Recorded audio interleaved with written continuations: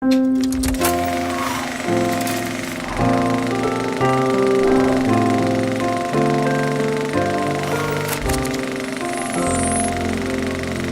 は、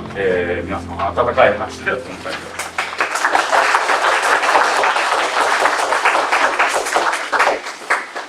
い。先ほどですね、紹介いただきました森田茂と申します。どうぞよろしくお願いいたします。今日は本当にですね、こういう会議の中で話ができるというのは、私にとって非常に光栄なことだと僕は考えてます。で、なんていうか、外国人というか、その人がシンガポール映画についてシンガポールの人に話をするっていうのはなかなかめったにない機会だと思いますので、早速始めます。題はですね、映画振興政策と国際共同政策から見るシンガポールの一面という形の題です。で、今シンガポール政府はですね、シンガポール映画をですね、非常にプロモートしています。ですからそれがどのような形で変わってきているかというようなことについてちょっとお話をしたいんです。それと国際共同政策ですね。やはりこの国は英語を話す人っていうのは英語がコモンランゲージになってますし、それぞれマンダリンとかですねいう形で他の国とのですね共同政策、やはりマーケット、ドメスティックマーケットは小さいですから海外にどうやって出ていこうか、そして海外のプロダクションカンパニーとどうやって付き合っていくかというのが非常に重要で、それが今非常にアクティブになっているんですね。ですからこの2点を一つのテーマにして今日お話します。それでこの写真なんですけれども、私が1971年初めてシンガポールに来た時にチャイナタウンに泊まった時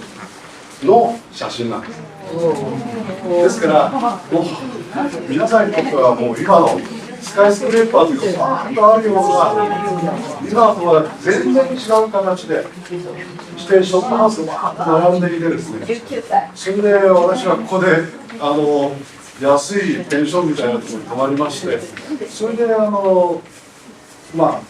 観光をしていたんですね。それからそれから何回もシンガポールに来てますけれども、非常にショートステイで、そしてほとんどが今でいうマリナベイの辺りでふらふら歩いてます。でも2006年にシンガポール映画について勉強しようということになりまして、毎年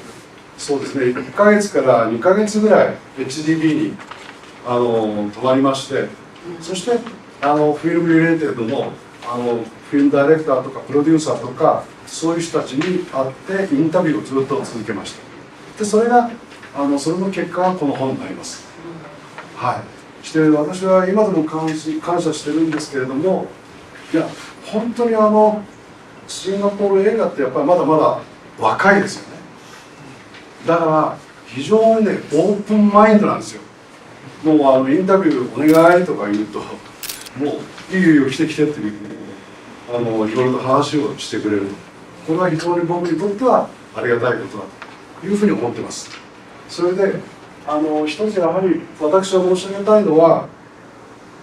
シンガポールと日本の間っていうのはもうディプロマティックのリレーションシップができて50年経つんですね。去年、2016年ですか。でもほとんどやっぱりエコノミーなんですね。要するにすごい経済的なプログレスがあった。だから日本の企業もたくさん来るわけですよね。だけどほとんどがエコノミー。じゃあ文化的な部分はどうなのか、それから歴史的なシンガポールの歴史というものをどうやって考えていくかというような研究ってあまりないんです。してましてシンガポール映画っていうのを研究している人はそれで私PhD 取ったんですけれども、多分日本で初めての PhD テーシスだと思います。というようなことで先ほど申しましたように外国人ですからどこまで本当の形で理解しているかっていうのは別にして、むしろ皆さんからですね Q&A じゃないですけど、いろんなコメントを聞かせていただければ極めて僕はありがたいなと思います。